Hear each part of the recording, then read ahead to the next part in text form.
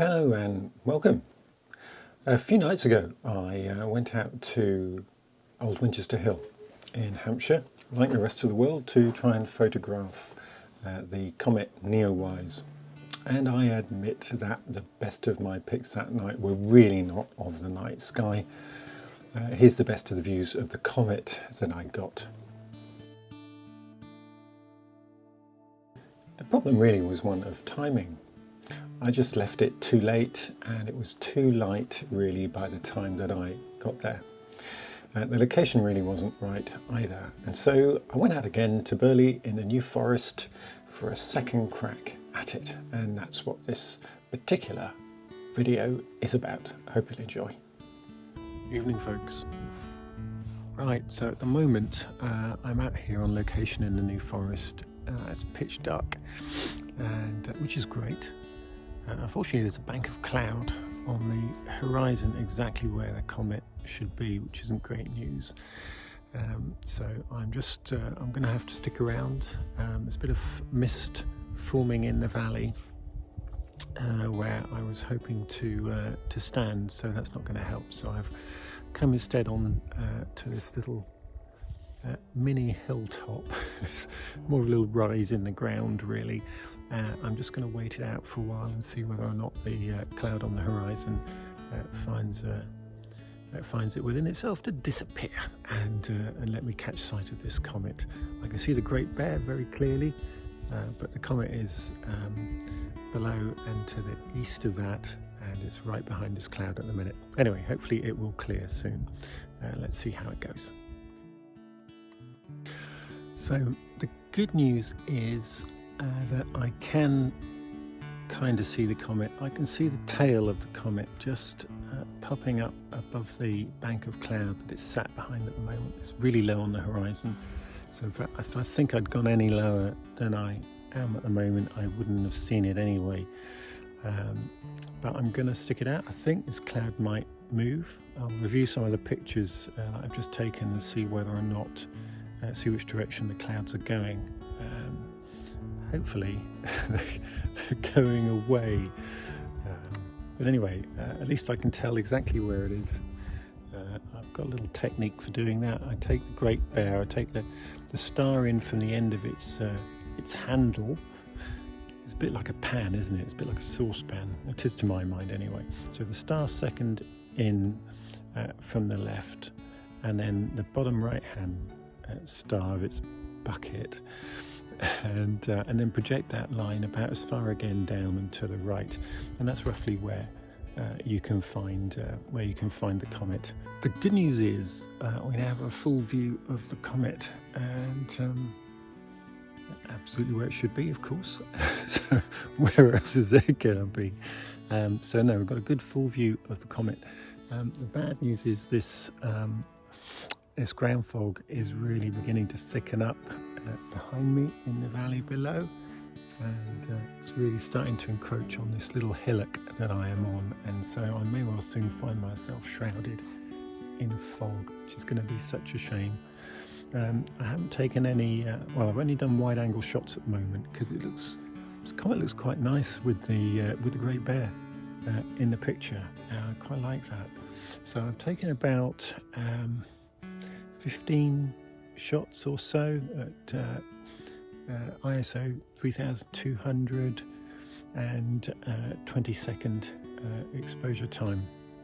Now hopefully that will give me enough to work with. I've taken a couple of black shots as well with lens cap on of the same ISO and exposure, and that'll help with the Starry Sky Stacker software in terms of eliminating noise, hopefully.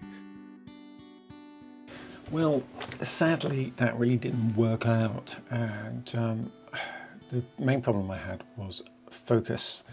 I was not tightly enough focused on the comet, on the stars, and the other problem I had was that there was so much light pollution on the clouds that it made the scene just look really weird, and so I really didn't get a lot from this particular shoot in terms of the comet.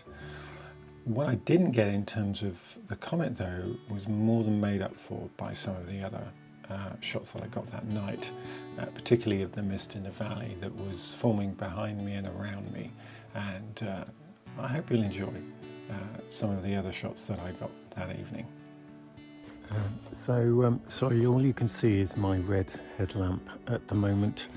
It's because I keep destroying my night vision. I'm going to turn the camera around and take a picture of this valley. A car came along the road earlier, and which I'm quite near, and its headlights were shining through the fog as it passed these trees. It just was the most amazing sight.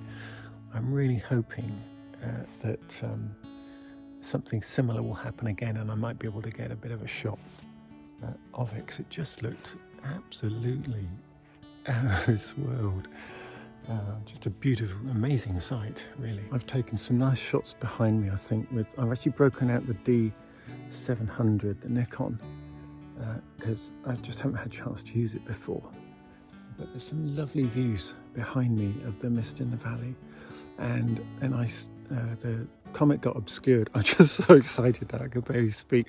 The comet got obscured by the clouds, and I looked to the right, and this sliver of a moon was just rising to my right, and then Venus is kind of like almost pointing towards Venus with this mist on the ground, and so it's just absolutely gorgeous. I'm going to carry on taking shots because I don't want to miss this. This is the most beautiful moonrise, absolutely gorgeous. That has just been an amazing shoot this evening. What is it? This morning. It's one of those shoots that just reminds you of all the reasons why you took up photography in the first place, and get up at these ridiculous times to go to these remote places. What a shoot. I think I've got some nice pictures of this comet. I've got some nice pictures of a misty valley. I've got pictures of an amazing moonrise. What more can you ask for?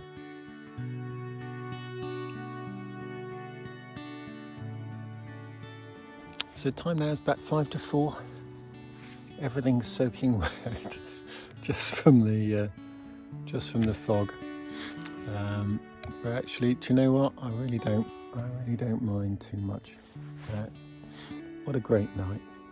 Everything's packed away now. It's all back in the bag. I'm going to make my way back to the car, and that's just been a fantastic shoot. Do you know, in a perfect world, I think I'd probably stay on till dawn and do some nice sort of lone tree in the fog shots. But do you know what?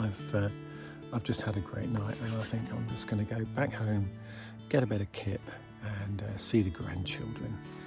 I just hope the pictures have come out nice and sharp. It's always difficult to tell what your focus has been like, but hopefully we'll have some nice sharp pictures. Time to go back home.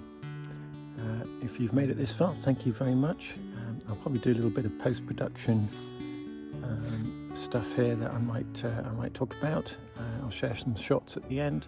So thanks for watching, and like, subscribe, share, all that sort of stuff, and I'll see you again next time. So just a final word here to say that I still really wasn't satisfied with the comet pictures that I had, and I went out for a third time a couple of nights ago, and that will be the subject of my next video. And I finally get the kind of shots of the comet that I've been looking for. So I hope you join me for that video when that comes out in about a week's time. Bye for now.